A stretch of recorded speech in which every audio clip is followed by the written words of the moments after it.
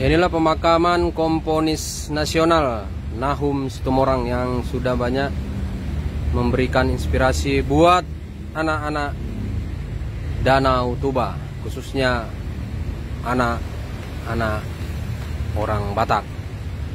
Ya, semoga komponis nasional dapat terus menurunkan kasihnya kepada kita semua. Adong dosada parede tarbunggal jala tarbarita.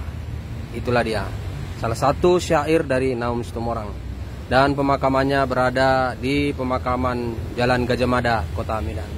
Semoga komponis ini terus menginspirasi buat kita masyarakat.